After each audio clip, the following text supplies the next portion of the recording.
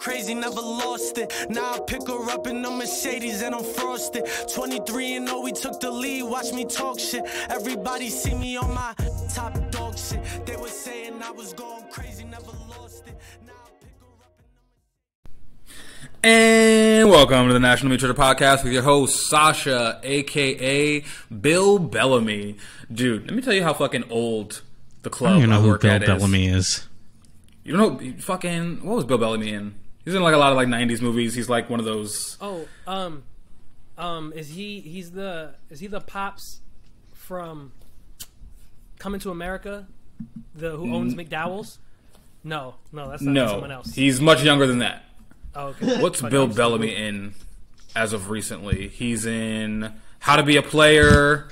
Oh, Bill Bellamy. Oh, that's the Brody. He's in Cousin Skeeter. I believe does he voice Skeeter, I think? No way. You cannot say, I don't think so. What has he been in recently, and then say, what did you say first? How to be a player? You can't say what he's been recently, and then say, yeah, he said that. And then you say Cousin Skeeter, like anybody under the age of 45 understands what Cousin Skeeter looks like. Television. We're under the age of 45. I think all know Cousin Skeeter. Shut up. The point is... He was Skeeter. Get the fuck out of here. Yep. You didn't know that? According to Wikipedia. Fuck no. Niggas, we didn't even know his name. Why would we know? I figure that's how people would know Bill Bellamy of our age group if they're not black. I mean, I don't think anybody... The cast of Cousin Skeeter, aside from Megan Good, was never really, like a discussion. Like, that's not what I knew. You said How to Be a Player. That makes sense. Skeeter did not know that. And there was no clues as to that. But anyway. That was like the whole thing. Like, it was like, oh my god, Bill Bellamy is a fucking puppet. Is it? Because I still don't know who Bill Bellamy is, even though I watch Cousin Skeeter religiously. So, it's your boy, Spider-Man! Back. When has Spider-Man ever yelled his own name like that? Definitely the one from Mexico.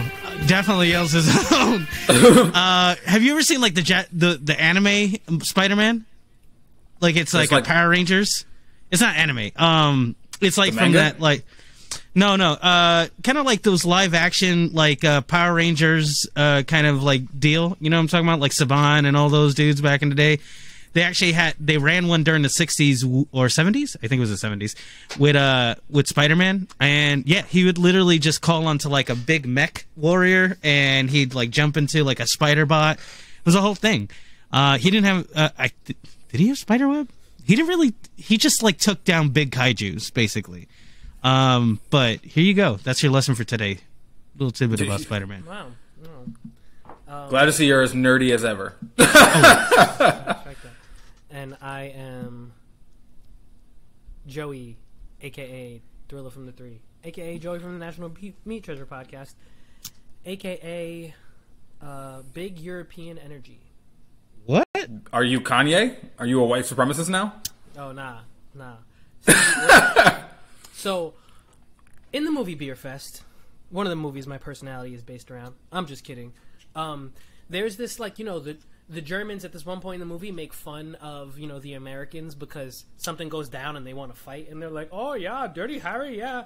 And that is such a funny fucking scene. Oh, you want to fight? Oh, you get in the truck?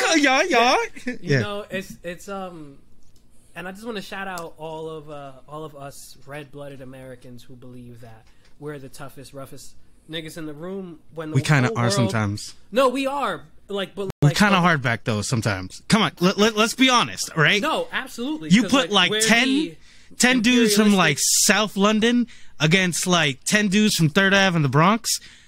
I'm gonna say the Third Ave in the Bronx is gonna win every time.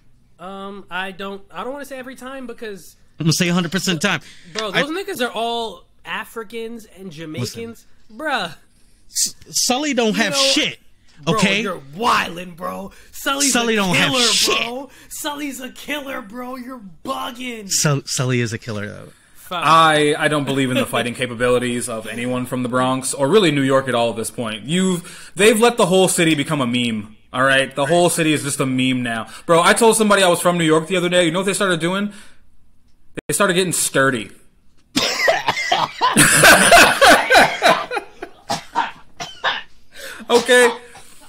anytime I mention I'm from New York, outside of New York, someone's like, "Oh, chopped cheese, bread and butters." They try to do the accent, balsamic vinegar. You know, the fucking TikTok thing from like 2 years ago. New York niggas, this is not the 90s anymore. They've let us down greatly. You've taken me out. Because I just imagine, like, Michaela in your office trying to get sturdy. So, like, it's like this, Mr. Graham? Mr. Graham, is this like, just like this? Yeah, no, it was a dude at the bar I work at. But, yeah, that's pretty much like the prevailing conversation anytime I bring up New York. It's just some meme shit. And, yeah, I think the city, also, like, from what I hear now, like, New York is more of a, it's not like the crack den of the 80s. It's more of like an influencer playground. Like, there's a lot of, like, fashionistas running around, taking pics. What are you talking about? You know what? Hold on, wait. Christian, let's just acknowledge something real quick. This nigga's in Detroit. In Detroit. And he's talking about, like, what, like, listen. Come on, son. I mean, I know you're in PA. You're close to New York. I'm out here in New York. But at least I got family. Let's not. Joey, you do not get to claim New York. You're in Staten. You do not get to claim New York. I think you've heard this rhetoric 1,000 times. Stop it, though. You are not going to tell everyone that it's now a fashionista influencer circle. Nobody out here is thinking about what some nigga from Detroit is saying. Nobody out here is thinking about Detroit. Because Detroit niggas get money. But you know what? I'm not claiming Detroit either. I'm a citizen of the world. Hold on. This isn't about what we're claiming. This isn't about what we're claiming. With all due respect to all the places that I'm about to offend, Detroit does not get money. That's literally the whole point of Detroit. Like, it has no money. Damn. Well, now Detroit is very much living here. I can say Detroit is very much a hustler city. Like the men here, they're toxic as shit. They're definitely Neanderthals, but they are very concerned about their dollar bills. I mean, actually, you know what? I'm gonna say this too. About New York. That Nas album, I love Nas, but everyone was shitting on that Nas album. Meanwhile, Babyface Ray, Detroit native, was just on Jimmy Kimmel. And what did he say when he went on Jimmy Kimmel? He said, he posted on Instagram, Detroit is on Jimmy Kimmel tonight. He didn't say, I'm on Jimmy Kimmel. He put that city on his back, bro. Everybody who comes from Detroit puts this city on their back. I've only lived here for because that's all they have. 2 years. That's all they have as far as a personality. New Yorkers don't need to do that every time. You don't cut because there's been like New Yorkers. You know what it is? You know what New Yorkers are doing? Pause. Hold on. Because like literally, you can go to any high school and there's like 50 fucking famous people that went there at one point. All of a sudden, you're sharing a fucking seat with some asshole who wrote like I don't know, Hamilton. fucking exactly. Like, stop, bro. Literally, listen. To go back to the original argument. What's Detroit have? To go back to the Magic original argument. Johnson? Detroit has Big Sean, Eminem. I don't know the Detroit famous people off the top of my head right now, but the fucking Dennis Rodman, the Detroit Bad Boys. The who? Yeah, I don't know who they are. But what? Because you're uncultured. Because you're uncultured, that's why. What is the original argument? The original argument is, would South London niggas beat up Bronx niggas? Now, I saw something the other day that was, it drove me insane, bro. Because I saw something the other day that was like a listing of like the most dangerous or like formerly most dangerous neighborhoods in New York. Yeah. You know what city was on that list? You know what little town was on that list? Fucking Williamsburg. Williamsburg has not been dangerous in like 20 years. Williamsburg is whitish. Williamsburg is the influencer playground and was before influencers were even a thing. It was the art kid playground. It's just about time. Listen. It's East all Williamsburg is still history repeating still itself. Sketchy. Like I've been around there recently, and I'm like, it's still. Listen, East Williamsburg is still like something over there. Pre-sketch, gentrified, doesn't matter. Sketchy, like it. Listen, New York is still. I'm a citizen of the world. Baby. It's bad, and I'm not defending Detroit over New York.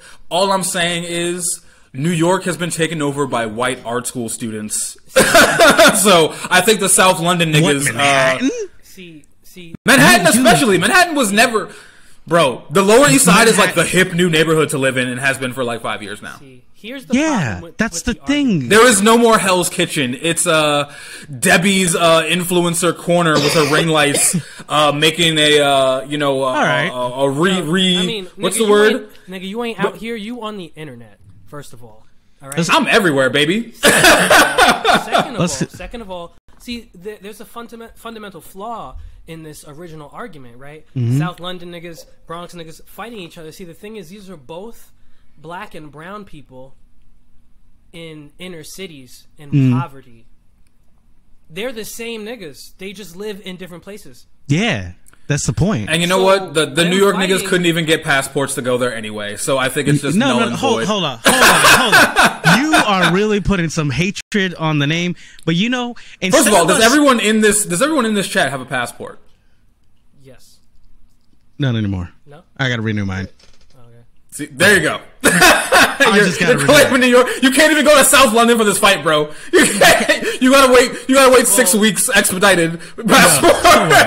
Don't worry about it. They'd have to come here. They would have to come here. Yeah, because they can't even do anything fun in London. What are they going to stab each other? Can felons out there travel? We'd need to look that up. Because if they can't, then they can't come here either. I don't want to hear I believe anything. it's easier to get into London than it is to get into America. I don't want to hear nothing. I don't want to hear nothing from anybody from South, East, whatever, West London, when they take directions from people in white wigs. I am not having it at any point. I'm not gonna like refer to my counsel and look at this man have a wig or woman and be like I'm gonna take like I don't think that's a dangerous society. So, okay, wait. It's an unsafe maybe people are absolutely there's crime and everything, but 6 out of 6 times I'm thinking my Bronx dudes are taking it. This begs the question though I have for you, Christian. All right, you don't respect the white wigs, but if the lawyer or the judge is bad and she's in the white wig, no, it's not happening. What? It's cosplay at that point. No, it's not. What? We're not playing Phoenix Wright. We're not playing Ace Attorney at Law. We're not doing that. And even in Japan, they have sense enough not to put on those powdered fucking wigs, but they don't. So I don't respect any of it. I don't respect any of it. That's got to be like #1 least sexy wig, the powdered. So that's kind of sexy. Okay. This is how down bad like Saint Joseph is, right? So he's looking at the powdered wig, just stroking his meat. He's like, yeah, but what she got under? What does she have under all that? Okay. Part 2 of the question. He's gonna see like her toes come out her little stiletto with the white toes, and he's like, No, nobody white toes. Yeah. No white toes. No, okay, I'm with the white toes, French tips, all that. But French here's tips. part 2 of the question. Right now, you're looking at the baddest, most beautiful woman of your life, our wives. How am I gonna know? Right. With that wig. But no, she doesn't have a wig on. But she says, "I want you to do everything you want to me, but you gotta put on the wig." But I gotta put on the wig? Yeah. Oh, I'm for sure putting on the wig. The wig is fine for me. Oh, for you? Okay. For me, because I've had sex in a full face of makeup. Yeah, I mean, I've worn all kinds of things. Obviously, guys, I have mask. I have. You did that because you wanted to. Yeah, no, but we're gonna do the wig. We're gonna do the wig. I'll wear the wig all day. I have a gavel. I don't know if you guys know this about me, but I do have a gavel in my house. Yeah. I found one at a garage sale. Ladies and gentlemen, always go to garage sales and buy something because you always find something stupid. And the gavel was like 50 cents, and I was like, "Yo, I need this," and I've had it forever. I've weighed in on issues, when I was a single man and it was just me and my roommate. Shout out to my boy Danny, and possibly banning certain women from our premises because of the size. See, shout out to my dude, because this brings me into something interesting. Us talking about people we end up having sex with, and our preferences, because he liked big girls, like not like meat. Like my wife is a big woman. I love it. I love everything about her. But when we were younger, I don't know if he was looking at himself in the mirror all the time, because sometimes they wouldn't really look like normal people walking through. Like, no offense, my boy. But, are we about to body shame right now? I think a little bit. I'm gonna body shame because you know what it was, bro. This woman was the size of a bison and the side of and just about the same attitude as a bison. I didn't like her.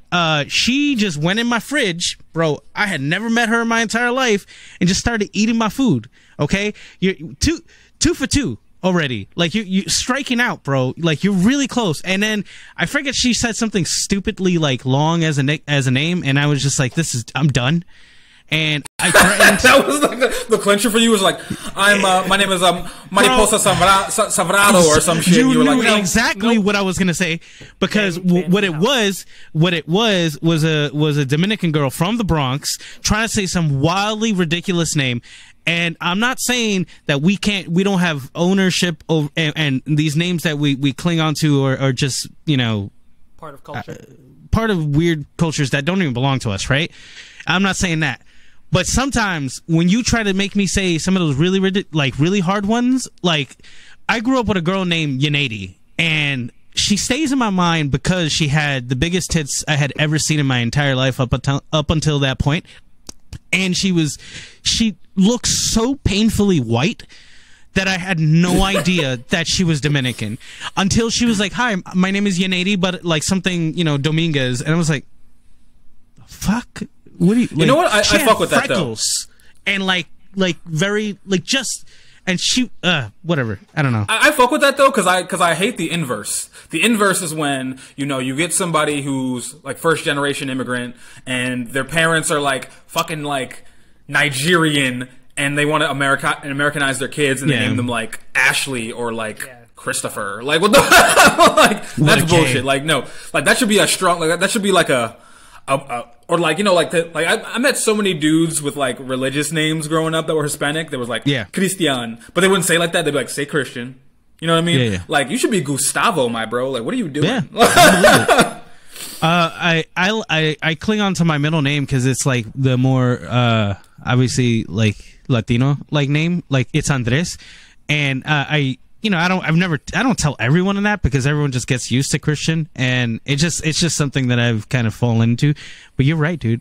My brother's has got like, you know, a really like Latino name. Like he's got like, you know, Javier, and first name sounds crazy, last name sounds crazy, and I got a very just normal sounding name. And I don't know what I would do what if I went by like Gusfrain? Yeah, Gusfrain. I feel like Gusfrain? I mean, that's why I go by Sasha. Wild, right? I've abandoned my slave name. I think that would be wild. That'd be wild. Do you got like a crazy family name in your family, Joseph? What is your middle name? My middle name is Angel. And that's kind of a family thing. Like, my father is Miguel Angel. And I'm Jose Angel, and I have a cousin who's Miguel Angel, and I have another. Jose? You're Jose? I'm a Joseph, but I'm a Jose when I say the whole thing because gotcha. For context. And then I have a Patricio Angel. There's like a a family name thing going on. I feel you. There's no. I never tracked a specific pattern. It's kind of like, you know, like even my older brother Jonathan, he technically that's his like middle name. Technically, is a weird thing to say about someone's name, but what? Yeah. But do you think Kanye is going to change his name to something more white, like Kevin? No. I mean, because Kanye is a strong Negro name. Like I've never met another Kanye in my life. He's not Kanye. He's not Kanye. He's Ye. He's Ye. He's just Ye. That's a little. I don't know if that's cooler. I think next Kanye, his name isn't going to be a name. It's going to be like a face. Like he's just going to be like, my name is. It's going to be a QR code. We're gonna have, you know, some. Like it's just going to be scanned here. It's like enter the multimedia experience that is Ye. If that doesn't happen in 6 months. Now, let me ask you guys with the whole Ye thing, and I know like Ye is the talk of like I've tried so hard to avoid talking about Kanye on this podcast, but it's just impossible at this point. But so let's like ask the questions for the people. So here's the thing: there's so many like Kanye jokes now that like people are like using his songs to make the jokes, and now Kanye songs are stuck in my head all day long. Do I just succumb and listen to Flashing Lights, or do I like totally delete this from my Spotify? Like, because I cannot get Kanye out of my head for months now, dude. Yeah. And you know what? I really like Life of Pablo, man, and I've been denying myself this, but should I just give in? Is it okay to just give in and listen to some Kanye, or do I have to totally take him off? If we find out publishing rights go to somebody else, then it might be okay. That's extra dope. If we find out, like, that might be okay. But sorry, Joseph, go ahead. I was just saying, I think it's okay because, you know, I had a similar experience today.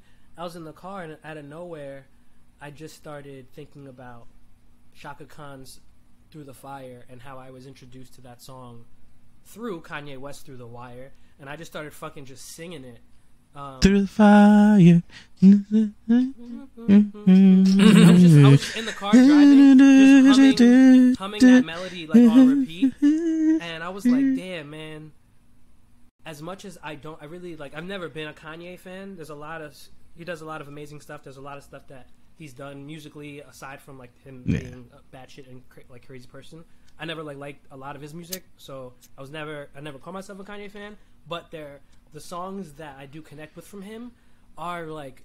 You don't call yourself a Kanye fan? No, never. I don't call myself a Kanye fan. In fact, I shitted on Kanye a lot on the low. Whoa. And I feel bad about it. Like back in the day, or like recently? Back in the day. Now I just don't. What was there to shit on him for back in the day? No, like just his music. Like he's always like, as a lyricist, people be like, "Yo, Kanye's so dope," but because some of his lines would be so stupid, I am the table. People would just ignore it, and I was like, bro, that's not like. Especially, I almost kind of felt bad because Kanye being like this dude who's like, "Yo, I got bars, I'm nice, I want to rap," and then being like, "Some of your lines you're really forcing, and it makes you sound dumb, and I don't like your music for it." And nobody wanted to acknowledge that. That's a fair critique. And the thing is, though, right? It's a fair critique, but it also doesn't make someone like a bad artist. Maybe this is when I was younger. I didn't really understand different ways to appreciate art as much as I do now, of course. But so I was like a little hard on him musically. But his production is completely like overtakes all of that. It's beyond nutty. But he also made his character and who he is himself so much more of a negative thing that I can't hold on to that nigga. But I will still go back and listen to the songs that I do fucking like. God. Because Through the Wire. Episode title: Flashing Lights. Flashing Lights, like, you just reminded me. Crazy.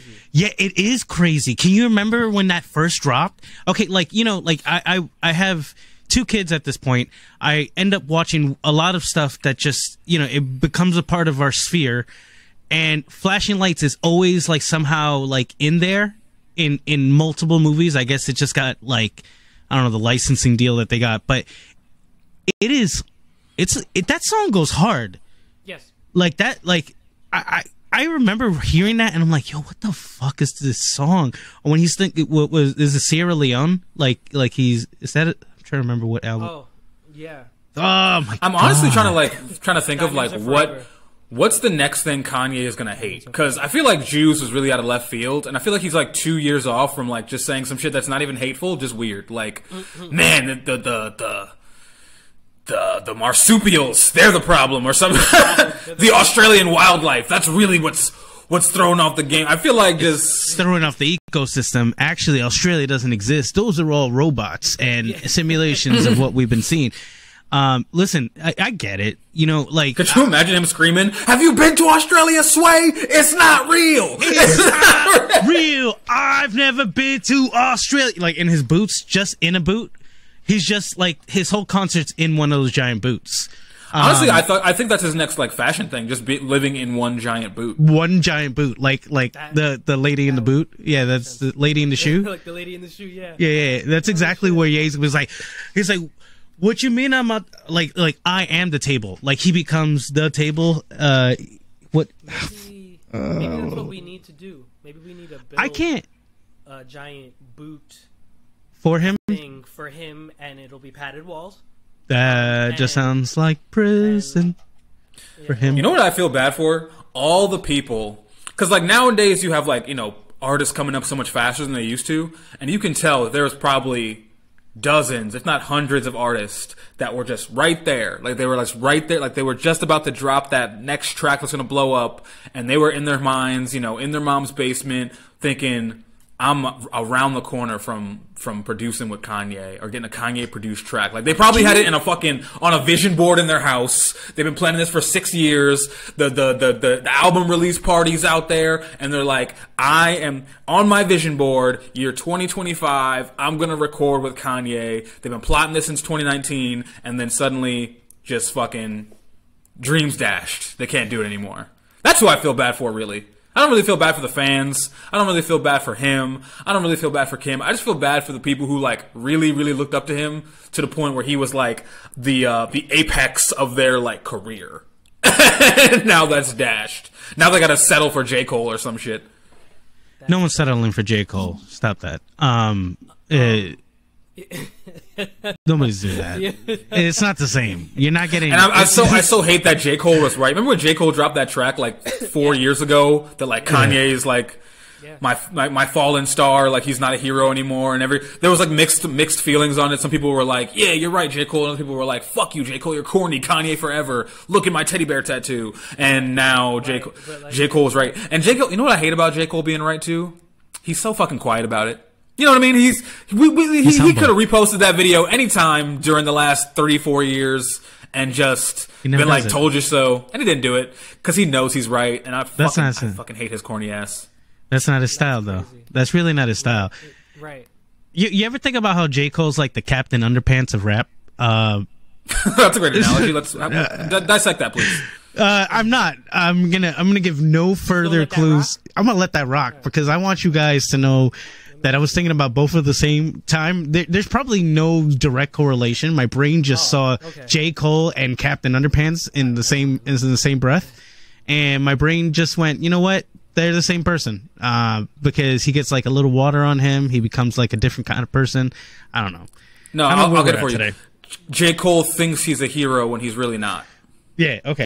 But Captain Underpants is a hero. Though. Thank you for that deep cut reference, by the way, because I was not even aware anyone knew about Captain Underpants besides me. If anyone else has that childhood reference. Wait, so he's mad. Captain Underpants is back. You know that, right? He's got like a series on Netflix. Yeah. Oh shit. Oh, I did watch that, yeah, but like it didn't really go anywhere. Loves it. My son loves it. Like he's like my daughter likes my daughter likes the books by the same dude, but they're about like a cat and dog. I don't know, but that sounds like that goes hard, and I got to get into that. They're everywhere. You can find them at Target. Yeah, I like that shit. Yo, I was thinking about it. We need more books in the world. I know you don't like learning anymore, Sasha, but I feel like whoa, back up. I am the most learned nigga. Well, not learned. No, I'm dumb. You are, but the I'm most aware. learned I'm the most person. I'm a curious man. I do like to learn, but do I need to sit down and read a book? Fuck no. See, okay, so that's my point. I think we need to start doing that. I went with my kids and my wife to the library, and it was nice. It was a good experience, you know. It was a free experience. It was the kids walked, grabbed a book, and I went home with a book, and my wife went home with a book. Like we're probably never gonna touch it, but it was just like it was like who has time? Who has time? I actually hold on a second. I did have a brave undertaking recently. My son, listen, my kids like the fact that they came home with a book because I'll read the book for them. Obviously, something simple, something easy. I did recently buy, because it was pretty much a nice bang for my buck. It's not a formal book, but I did buy this manga, Vagabond. It was only $20, and it's... What the fuck? This shit is fat for the. This is about the thickness of a Bible right now. It was only $20. I haven't sat and read it yet, but I wanted to get back into manga. And my thing about manga is everyone says, oh, you can read it online, but I just don't like if I'm on my I read. That's the thing with games too. I can't play games on my phone. I can't read on my phone because if my phone is in my hand, I'm gonna do something else with it. I'm gonna be on TikTok. I'm gonna text somebody. So I need the brick and mortar style. So, but my thing with manga is it's always so expensive. It's $10 for something you can read in 15 minutes. But this was only $20, and it's fat as fuck. And then in my adventure to the comic book store, we need to clip that like a few times. Yeah, shout out to Vault of Midnight in Detroit. It is fat as fuck. Like every time. Listen, but there was also like a free comic book section and like a 25-cent comic book section. So I didn't like want to go through the 25-cent ones because time is money. But I did grab a bunch of the free ones. So I do have some reading materials. I'm not against reading per se, but I am against the whole like we know that like it's not. Like if it's your best way to absorb knowledge, go for it. But like people get really fucking like pretentious about it, and I hate when people are like, "Oh my god, I read this many books a week on my Kindle." I'm like, okay, cool. Like if that's how you absorb knowledge, great. But like I was in fucking college 2 years ago, and I did not finish Slaughterhouse 5. I don't think I'm referencing like. I think there's something in the tactile stimulation that you get from pages. You know what I'm saying? Sure, definitely. Like, like there's something that you connect with when something's being printed. And maybe this is something that, we'll look back at, and this coming from a guy who hates taking down notes. Like, I want everything to be digital. Like, I want it to be in the cloud. I'm mad that I have DVDs. Like, I'm just like, why aren't they all digital? Like, my digital library could be wild if I just had everything, whatever. But that's not, like, there's something about, like, going to the library and going through that experience and being around people, maybe they're for different purposes or similar ones, and you find like what you need or something that you were interested in, and then reading through the book a little bit, feeling the pages. I don't know, man. There's something like very, very like connected. I don't know. I miss the library in that sense. I feel you. However, the library, bro. Like, you didn't think Barnes & Noble? I don't know, something about the library post-COVID just makes me... Because I remember, like, I don't have a printer, so whenever I would need to print something, I would have to go to a library. Bro, like, every library is just, like, a little bit gross. like the books are, like, super old. There's been all these fingers on them. There's other people there who are equally as poor as me. I don't want to be reminded by... I don't need that look in the mirror, you know what I mean? Like... Okay. That's a little insecure. Take my ass to a Barnes & Noble, which, by the way, can we give our flowers to Barnes & Noble? Because they don't kick people out. You can sit there and read books for free. They don't kick you out for that. But guess They're like the only establishment that doesn't do that. Guess what the library does? They let you do the same thing, and they let you take that shit home for free. And you pay for it. Yeah. It's part of, like... Yeah, but there's like a different level of like personhood in a Barnes & Noble versus a library. First of all Barnes & Nobles have a fucking Starbucks in them. There's a Starbucks in every Barnes & Noble. Not all of us can afford that, okay? So, listen, shout out. Get a couple shout out. No. Dice that. Listen.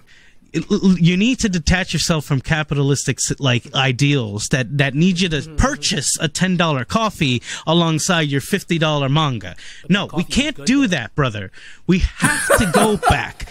Shout out that's to the thing. They don't make you purchase it. You can just sit there. We've all had the experience, dude. I think like the second time I fingered somebody was in a Barnes & Noble. Actually, okay, no. Okay, books are hot. Okay, first off, it happened. You know what? Why. I will say this, because at the library, did I get the oh my god, bro, it was like the hottest thing in the world. Why? I was why like do all 18. your high school can we just go back? Why do all your teenage sex stories have to trump mine, bro? Like I can't get one thing. I fingered somebody in a Barnes & Noble. You had Dana Dearman fucking sucking your meat. You had Angela White eating your ass in the fucking sci-fi section. Like I can't have anything, bro. I can't.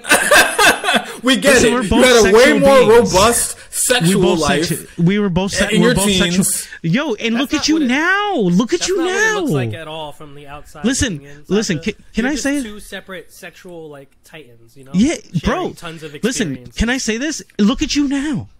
Yeah, like you literally that's your thing. Are living like you are literally living a dream. Okay, please, let me I love how you say like I'm living a dream. I'm literally just living single-ish. like, I'm just a normal guy. I don't know how many times I went to the Dominican Republic to blow somebody's back out. I've never done that. I need to do that next Which, by the year. way, she listens to this. I love you, baby. But yeah, she listens to this. I just found that out. There you Well, go, I knew man. she listened to this, but she's still tapped in. Well, I hope But, you're tapped in right now because I've never done that. So stop it. Just because I share a nice story about the library. You know why you haven't done what that? is it? Because you're What taking is your it? wife to the goddamn library and not the Dominican Republic, my friend. Let's get it together. That's just as Priorities. hot. Though. That's just as hot. You gotta, bro. Like it's all about mindset. It's all about mindset. Like sometimes you just palm a little butt, and all of a sudden it's like, oh, you shouldn't be doing that here. What are we doing? And then you give her a look, and then she gives you a look, and then you just like, come on, man. Come on. Library pussy sound fire. Library pussy is wild because they gotta be quiet on purpose. And they gotta like you gotta hide, you gotta like squirm, you gotta like duck in places. Oh my god, that is A1. That is one of my. You know what favorite else memories. it is too? Speaking of sexual experiences at the library, you know what else too? Kind of, and maybe I'm just way over sexual, but I have seen a number of women like start their OnlyFans career from like flashing at libraries on webcams, and I just feel like there's Shout pussy out to fingers them. all over the books. You know what I mean? So this proves to you and everyone in the audience that obviously public libraries are a necessary part of society that we need to fund at any point because really it's sex worker positive. And I don't think you're going to be doing that at Barnes & Nobles, right? Well, they're Because- already funded. They're funded by the government. I actually, speaking of my single curious life, I found out librarians make like $90,000 a year because I matched with one on Tinder like 3 years ago. Hey. And that's the only thing I remember about her. I was It's like, a lot wait, of school. librarians make that much? a And I lot was of like, oh, school. it's a state job. State or federal? I don't know. It's government funded. Whatever, bro. It's really cool. Shout out to the Flushing Public Library because if you ever went there when, like, in the late 90s, you had Fei Da, the Chinese bakery right across the street. Get yourself some cheap coffee and bread. Go grab a book. Go onto the computer. Whatever you want. You're in a different world, bro. Like, I don't know. I think we need to go back to that. We need to just see droves of people back to the library. We're like, I don't know. I appreciate Google. I'm never going to say, let's put the genie back in the bottle. I'm not going to say, or YouTube. Those are fucking awesome. I just think we got to drive ourselves there more. What are your somehow. thoughts on vinyl? What are my thoughts on vinyl? Do you not see my back? I've got hundreds of pounds of fucking records. Oh shit! This fucking pretentious bastard. Now, vinyl is fucking stupid to I got a couple me. down there. Back here. You have Reba? You know what's funny? An ex got me a Reba shirt. Did she get it from me, or did I get it ironically? I got it I don't know where it is. I think I might have lost it, but like, it's always a surprise that we share the same brain. That we both have Reba merch. Why do you have George Strait, dude? Why do you have a George Strait record? All my exes live in Texas. Like I'm George Strait. What a bar. Go to What a George cultured Strait. man Drake is for that line. Yeah, he's letting you know. You know. Christian breaking out the vinyl collection. Glassjaw. Wow. Wow. And I still think the vinyl's fucking seminal- stupid though. shut up. What is how The is it seminal, stupid? Like, what is the stupid? seminal album. Is that for American all football? of, 90s emo. No, Sunny Day Real Estate. It is one of the finest albums, and I got it in a double jacket. They're actually colored. These, if I'm correct, or these are black. I have Vinyl is just waste. Yeah, these are black. But I have another album which is completely pink. They're not a waste. They're a collector's item. There's something that you enjoy.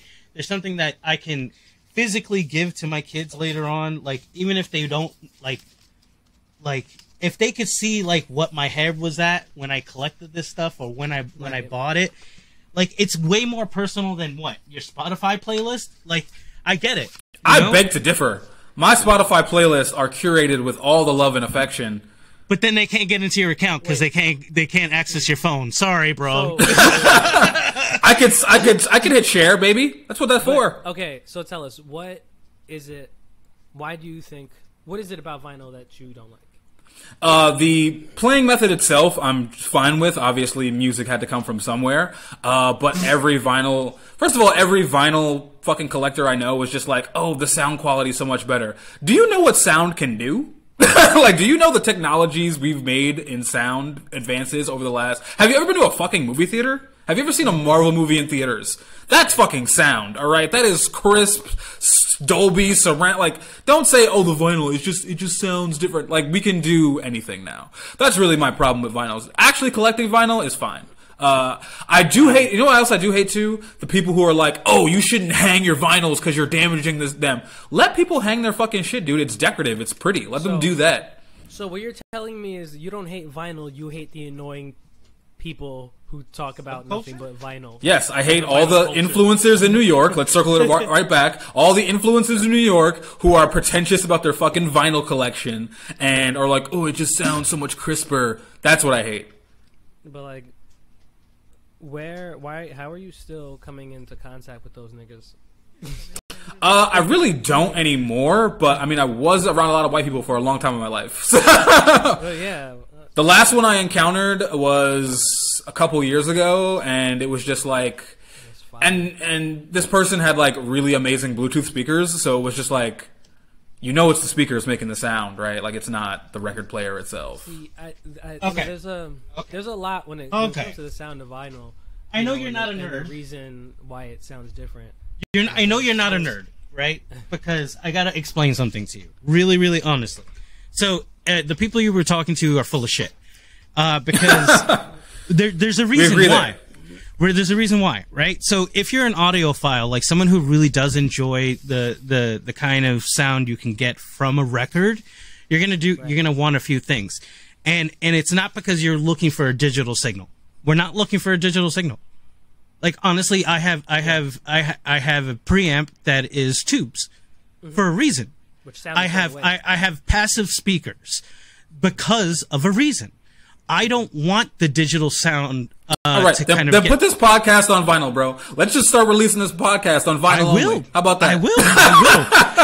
I mean, can you imagine how many records we would have to like put out there? It's just expensive. We would have 6 listeners. It would be in 4 miscellaneous stores in Mississippi because that's the only person who would buy it. See that? Vinyl is expensive. It was not expensive when I was like collecting it, and it doesn't have to be, honestly. Like, if you're gonna be the guy who wants to go after all those like brand new releases, you know, for some like mega pop star, I don't think vinyl fits them, if that makes sense, right? It's not for Taylor Swift. No. Yeah, because they're not recording on anything similarly, and I'm not saying these hardcore albums that I'll collect, you know, are doing the same, right? But there's certain things, like there's some of my most like prized like possessions are my records, because they are like my favorite sounds, and it's because I do all these different things to get what I feels like I'm in the same room as these artists, right? Like, I'm listening to something specific. If they're your most prized possession, I'm going to tell you this now, get them the fuck out of the basement, because that is the worst place for a vinyl. They will either warp in the heat or you will flood them out. No. Half the people I know have lost their vinyls to either hot attics or flooded basements. I would suggest getting a closet somewhere.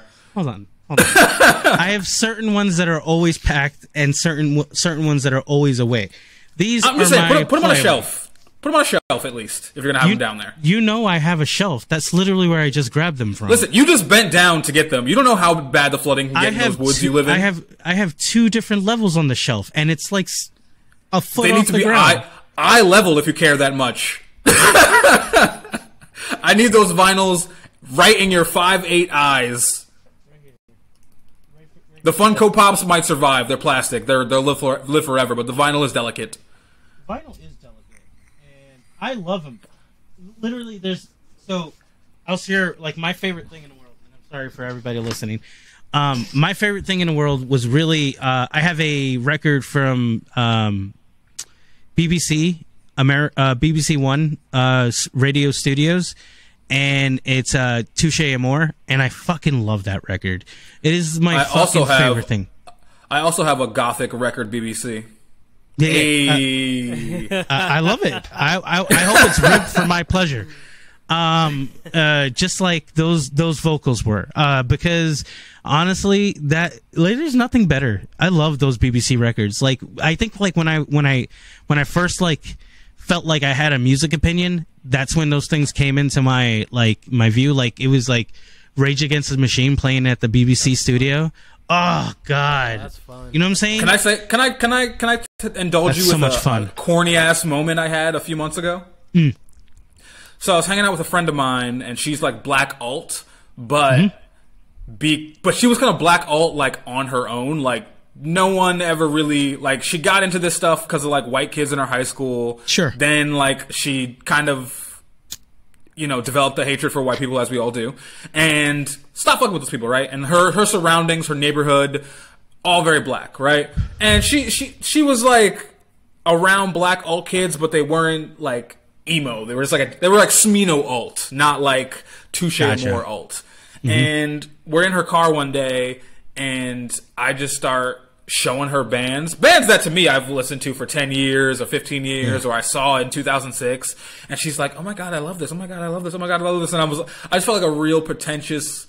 Like, it felt cool to show somebody new music, even though I was like 34, 35 at the time, and it was the right music. I don't know if it was right, but it was definitely like music that was cool to me at one point in my life. And she was like, "Wow, I never heard this before." Like, and I was like, oh, and it was a cute little moment I was having, and I was like, "Oh, I get to be a cool alt kid once again." As I'm wearing like a My Chemical Romance shirt. I'm only wearing this shirt because I hope the black emos find this podcast and enjoy it. They have, and they're here, and I support them. They because that's where we cross section like all of our love, just like the black brown all like community just getting together and finally locking in. The nerdy community, the sexy community with you, Sasha, the music. I'm the sexy community. You know you are, bro. Let's be real. I mean, you're bringing the sexy community. Listen. I'm not bringing the sexy community. I'm bringing the dad who's just tired and wants to smoke a lot of weed and laugh about weird shit. That's who I'm. You know what it is? I'm not the sexy that community. I'm where sexy and common sense as a man intersect. Like, I'm not a 10.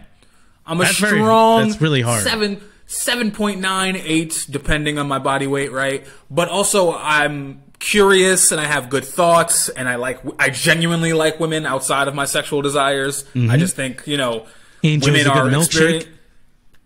Yeah, I think women are experiencing the world in a very different way than I am, and I'm always just interested and curious in those experiences. So I think those things intersect, which makes me sexier to women. But really, if you're just looking at me, probably like an 8, 7. No, that's not true. No, you gotta chill. You're an 8. You gotta chill. You gotta chill. You really gotta chill. On your worst day. Literally, okay. You cruise at a good like 9.2, 9.3. On the topic of beauty, just off of chilling, just off. Can I just tell you what humbles me? Can I just tell you what humbles me? Right, 2017, I was in Atlanta. So here's how stupid I am. Right, my plan was to go to Afropunk. I ended up buying a ticket for Afropunk, but I bought my flight for the week after and just never thought about it. Like, I didn't know Afropunk had already passed until I got there. Until Afropunk posted and I was at work and I was like, shit. Oh well, I'm still gonna go anyway. So I go to Atlanta and I'm kind of just like, you know, solo trip basically, just kind of on my own exploring the city, right? And I don't know where the fuck I was, but I was just walking around at this like random back, like I wasn't like really in the city like or any area. I was just like in this random back alley area. And people in Atlanta are fucking beautiful. The black people especially, but the people generally, even the white people, are really good looking in Atlanta. I think it's just a southern thing. People are warmer, they exercise more, whatever. So I'm already seeing these like sexy people. But like I'm seeing the sexy people when I'm in like Little 5 Points, when I'm in like the busier areas, when I'm in the bars. But like I said, at this point, I was just like walking around some like back street, whatever. Nobody's around. I'm like behind a mall or something. I don't know what the fuck I was. And I'm just walking, looking around, trying to find something to do, middle of the day. And bro, this nigga is jogging up to me. First of all, I could see his 8-pack from like a block down. All right, 8-pack, barrel fucking chest on this man. Like, professional, like, Odell Beckham looking motherfucker, but super dark skin. And I'm seeing the 8-pack from miles away, right? He's jogging. Obviously, he's got no fucking shirt on. He's jogging. He comes up to me. As he gets closer to me, I realize this motherfucker is like 6'5". So I'm just seeing the titty sweat, the jumping up breast, the 6'5"-ness, and he just jogs right past me. I think about how sexy that nigga is every day. That nigga was a 10. Now, does he have as many cool thoughts as me? Who knows? But I know the apex of human beauty, and I know I'm not him. Okay? Because, you know, when you see Odell, or when you see, like, Idris Elba, or when you see, Jason Statham or whatever, these are, like, people who are rich. They're getting paid millions of dollars to look good, to exercise. But when you see that on a random motherfucker, they're just jogging on some back alley in some cheap part of Atlanta, it's like, okay, I'm not a 10. I'm not the one. I will be one day, but I don't have the funds or the I think you lack do have of seasonal depression. You have some funds because and you the decide, genetics. You have his some genetic funds. makeup. Those, like, this guy looked like he could have stepped on a body. Like he was like a week of dieting away from a bodybuilding stage, and he was just walking around like that. Like, amazing. This is a regular ass nigga. No entourage, no bodyguards, just a regular guy. You also don't know what he does for a living, and all the other stuff, and what he does in his free time. What if he's a superhero? Not that it's anything bad or anything like that, but that's clearly what he literally gets occupying a lot of his I mean, time it's like, that might be how he makes his living. That might be a True. part of that. I mean, maybe, but Which it's just like to see somebody who, like, imagine your favorite porn star and then seeing someone who looks exactly like that in a Kroger. Yeah. like you'd be like, what the fuck are you doing here? I've had experiences like that. Kind of actually, which, like, when I've been at work and there are people who walk in and I'm just like, yo, that's what I want to look like. And you finally see the porn star, and you hope it's a fuck a fan like situation, right? Like, please let me. Let it be me. Let it be me. Just a Bella Danger, like, hey, is your name Joey? It's like, hi, what do you do? Anything. Oh, me? I'm just a music producer.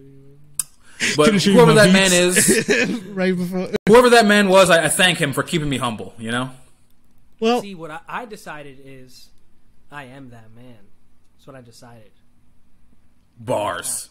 Yeah. You're not. Like, you're Himothy. I'm one of him now. Like, we're the same. I'm one of those niggas up there. I am Himothy. I just decided.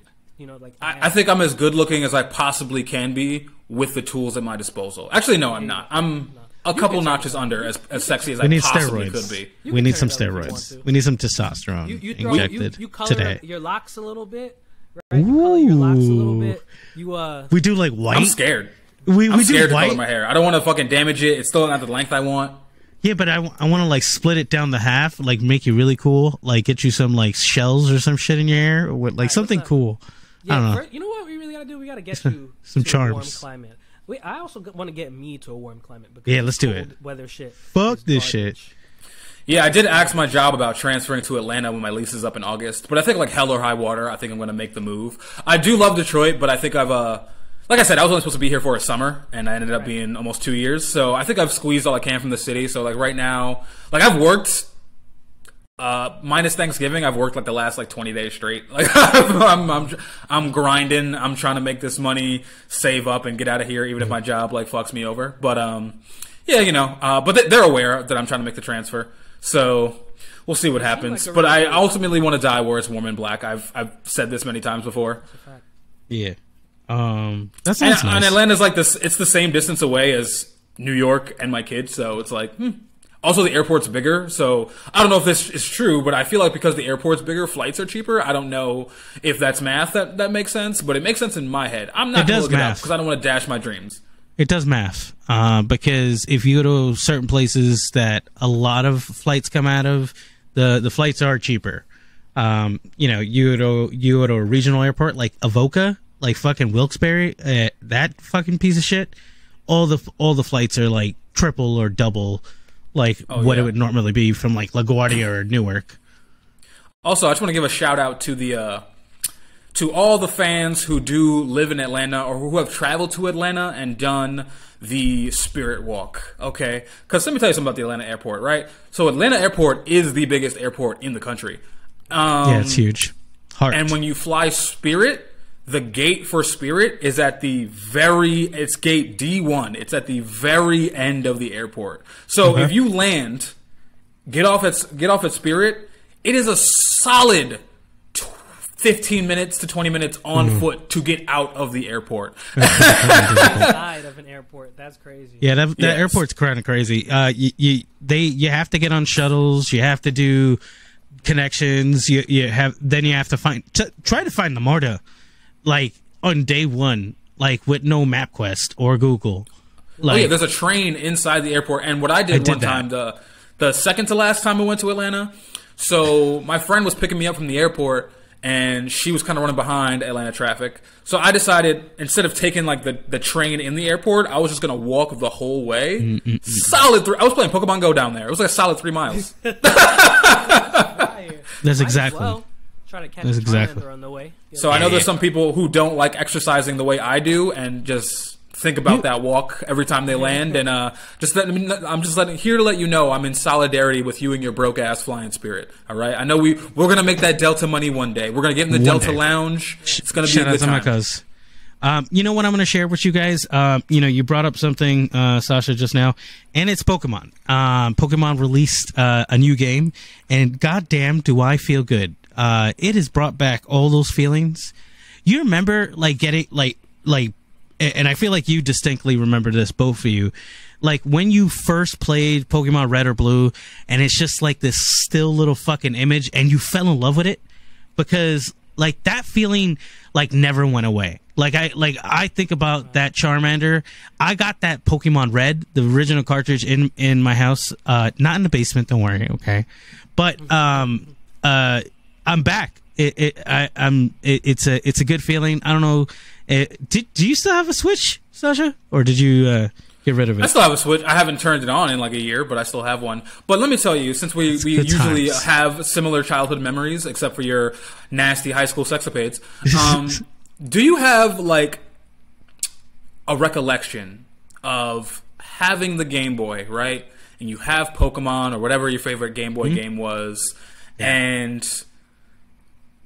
you would always want to play it at night, and then you couldn't because there was no backlight, and then they came out with the Game Boy Light, and then you would have to like sneak under the covers to play the Game Boy Light at night because your mom wanted you to go to bed. Do you have that memory as well? Yeah, absolutely. That every time a Pokemon game, I haven't played a Pokemon game since, aside from Pokemon Go, maybe since like Gold, but every time a new Pokemon game drops, I think about that memory of when I got the Game Boy Light. I don't even know who got it for me, but I remember just being under my covers.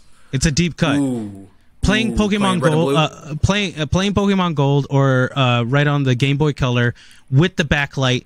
So I would be hiding in the bathroom, just quietly, and just catch whatever.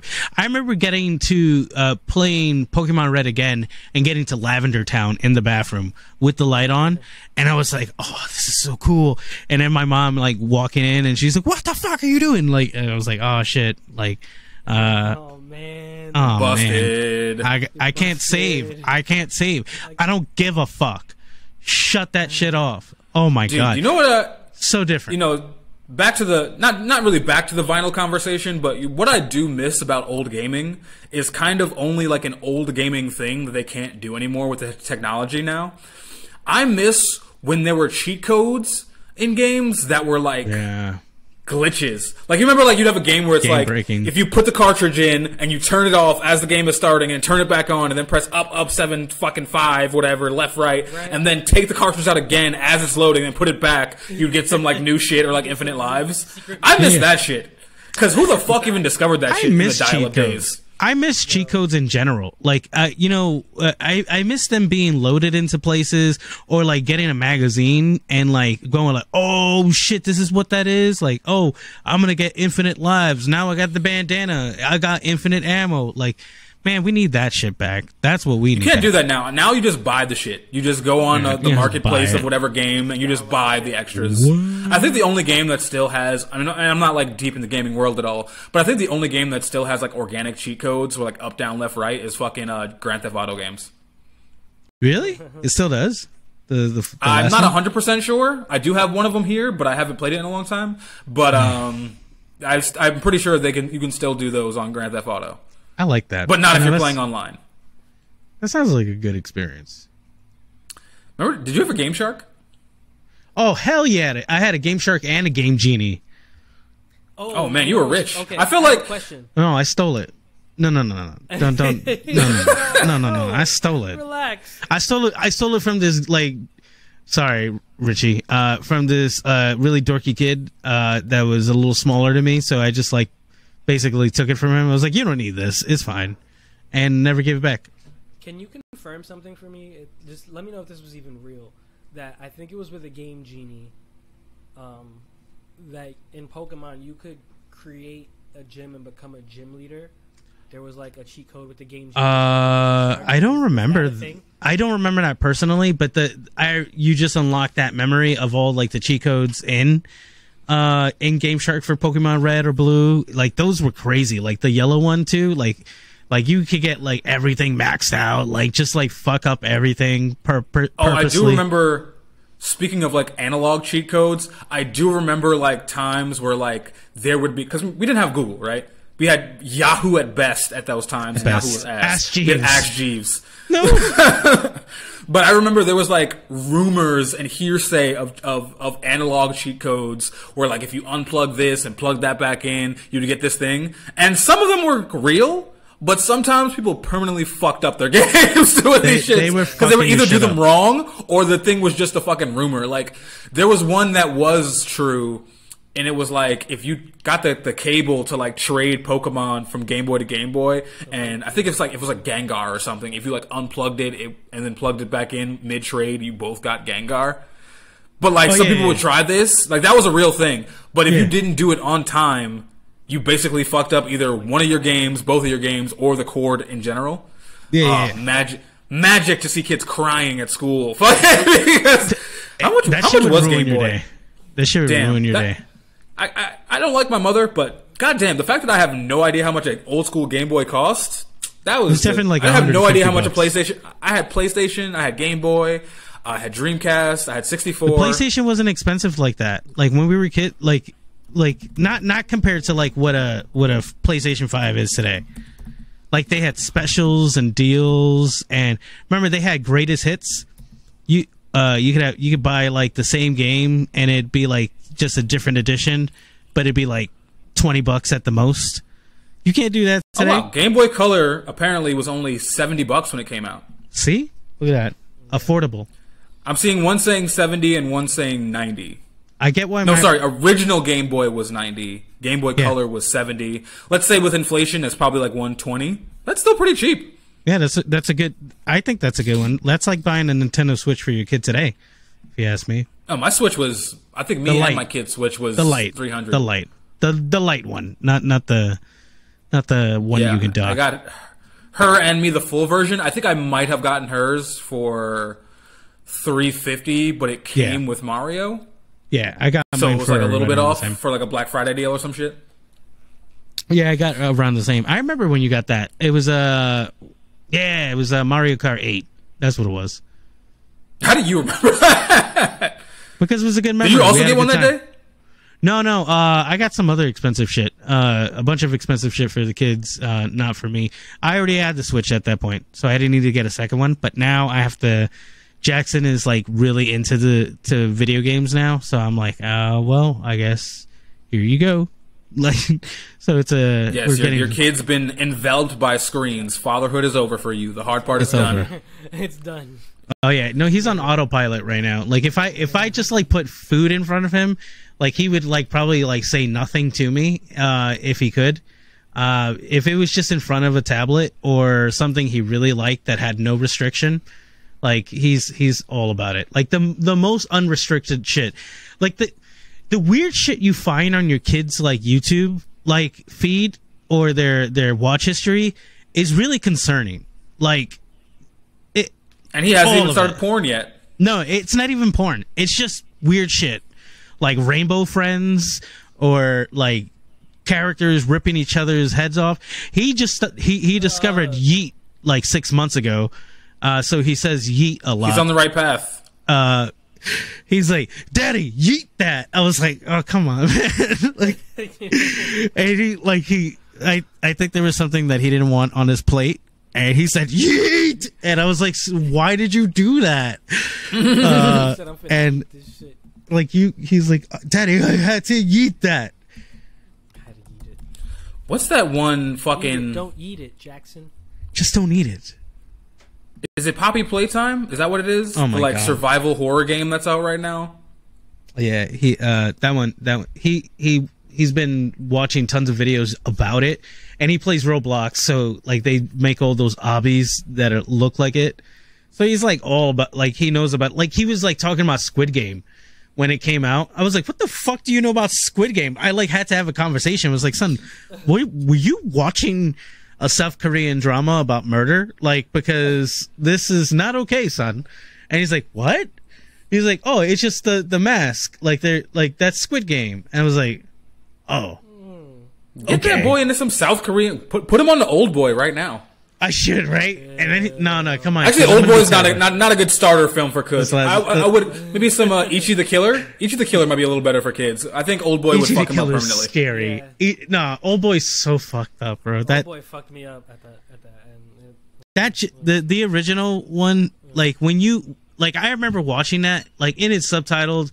And like what, like, cause like there were so many people talking about it for so many years at that point. They were like, "Oh, you should really watch this. You should really watch this." And I'm like, whatever. I turn it on, and then you get to that reveal, and I still won't spoil it because I feel like there's got to be a good. Should we spoil it? I don't know. Wait, hold on, back up. So you won't spoil.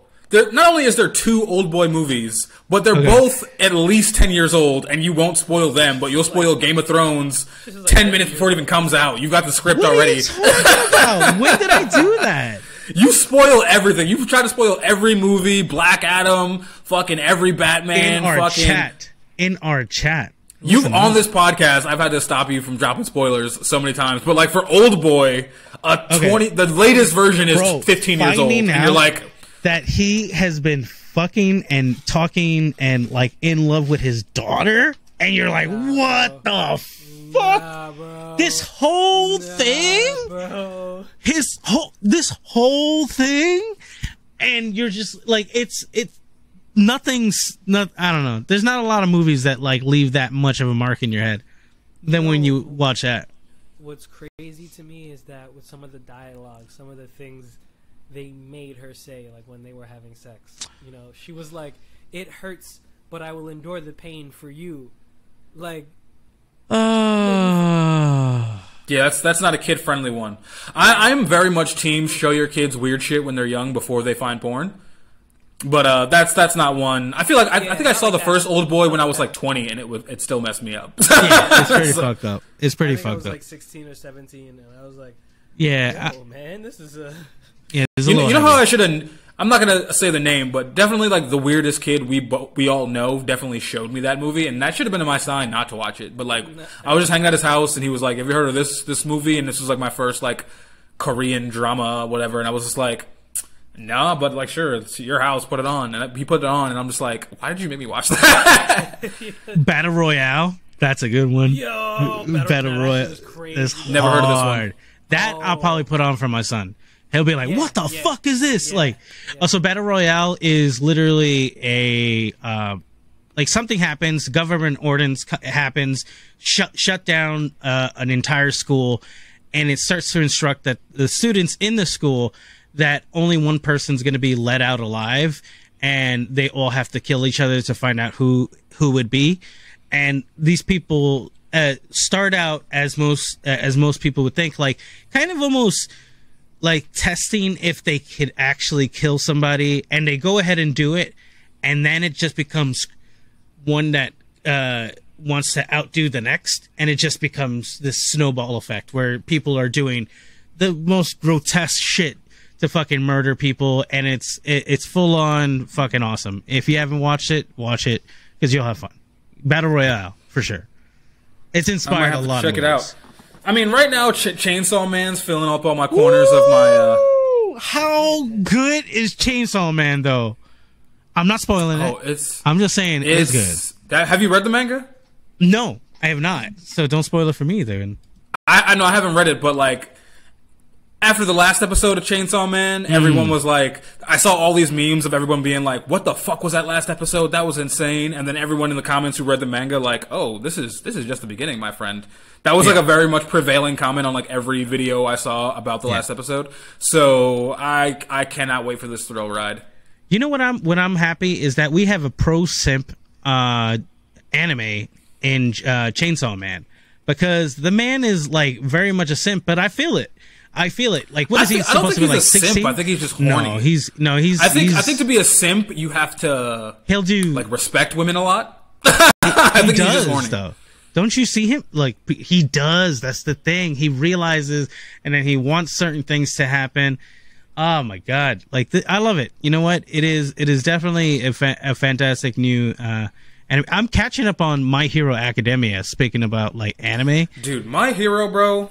Let me tell you, that's probably why my fucking cholesterol is high, dude. Every fucking episode has been an insane cliffhanger. I have never watched anything in my fucking life, Game of Thrones included, where every single episode had me on the edge of my seat. How many episodes are we into the season? Like 8? Fucking every 15. Of 8, and it's one single fight that is just disseminated in like 15 different fights.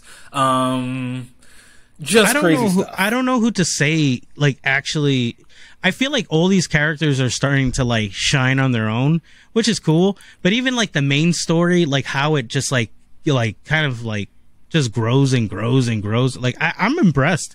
I didn't think they would be able to like, find something that would work for them this way. But I love the fact that we see new quirks all the time, and we see new quirks reimagined or thought about in a different way. And if you don't know what quirks are, and if you've never watched My Hero, it's basically a superhero show, and quirks are Japanese superhero X-Men. Powers. Yeah, so it's fun. It's like it's reverse X-Men, basically. Exactly. It's if X-Men took place like 20 years in the future. Instead of like mutants being a small minority, it's about 80% of the population. Yeah. But I'm sure everyone here, I mean, that's what I like too. Anime is so mainstream. We didn't even need to fucking explain that, dude. I see so many anime t-shirts at the gym when I go there. I would say if a kid is not wearing a wife beater, he's probably wearing an anime t-shirt. I believe it. And the future is beautiful. What's that saying? The geeks will inherit the earth. I remember thinking about that in high school when I was getting jumped for no fucking reason all the time. And now my people are mainstream, and I love it. I love it here.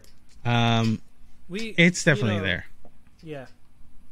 That's the best part about it, because like I'm glad that there's more people enjoying it. So like you have better quality things happening, and you have these different types of stories kind of come out. And like I really do enjoy that. Chainsaw Man is like weird as hell, which is great, but again, like you get to see kind of every part of anime you might like. If you want like one that's completely packed with action, you get those. But if you want something that has like maybe a little more subversive drama, or I don't know, something that has even humor, it's a perfect medium in my opinion. Fucking great. Tell me GTO, watch that or read that and tell me that's not one of the best comedies you've ever seen in your life, like your entire life. It is problematic as fuck, but still. Although, you know what you got to watch for a laugh before we get out of here? I want you to watch, you don't have to finish it, just watch like 2 or 3 episodes. Okay. It's called 91 Days on Crunchyroll, and it's an anime about prohibition, but watch it in English because it's so badly dubbed. It's insanely hilarious. Like there's the show itself is mid, but the dubbing is so terrible it's comical. So throw that one on your watch list. Free promo for Crunchyroll. 91. And before we get out of here, also, I gotta apologize to you guys and the people. I haven't really dropped clips this week, as we just said. I've been working the last like 20 days, and I had some computer issues I had to sort through. So if you have gotten this far in the episode, share a clip right now, send it to your grandma, send it to a friend, post it on your story, repost it on TikTok, get us back in the algorithm. Sorry I've let you down, but I'm back on it this week. I'm refreshed. I'm not 100% sure I worked this weekend. hope I do because I need the money. But like I said, help us out. And also, thank you for maintaining the same level of listenership while I haven't posted clips. I was pretty happy to see a number this morning that popped up that was like, oh, I haven't really shared a clip, and we still are kicking. So seriously, thank you for that. It really reminds us that that people are somehow still listening to us and enjoying all the dumb crap that comes out of our head. We appreciate you. Remember that we drop episodes every Thursday. Generally in the morning. Sometimes shit happens. But we appreciate everything you've been doing so far, sharing our clips, talking about us, or even just, commenting on things, making us laugh. It's been fun. I had a good time today. I missed you, Joey. I missed you. I missed you guys too. Yeah. Yes, glad to have you back, my friend. And follow me at thin.cruel.lips on Instagram and TikTok, and at National Meat Treasure on TikTok and Instagram, and at NMT Pod on Facebook. Also, share us a bunch on Facebook. I feel like people who don't listen to us engage with us the most on Facebook for some reason. So if you still have a Facebook, because it's 2006, go and share our clips there. We're getting a lot of traction there. Facebook I think was not around in 2006. You know that, right? Was it? It was, but it was only for college kids. College kids. 09. Yeah, that's how it started. It was like for college to college people talk, and then it just became everybody. But it was around. You just weren't allowed to get on it unless you had like a college email, .edu. Edu. But yeah, follow me and take it away, boys. Follow me at Saint Thrillah on all social media platforms, TikTok, Instagram. Don't follow me on Twitter because Twitter sucks and I'm not really using it that much anymore. Or you can still follow me there. I don't give a fuck. I get a lot of follows on Twitter lately, and it's only like fake hot girl accounts. Fake hot girl accounts. Yeah, I have a Twitter solely for porn, and fake hot girl accounts follow me all the time. Like I have 100 followers on Twitter when I've posted nothing. It's just for them to be real, you could be a real person and be interested in me. I'm like, oh, somebody's following me and they want to see what I have to say. Not at all. Not at all, bro. But yeah, follow me on those social media platforms. A lot of stuff happening on the way. You guys have a good night. Good morning. I don't know.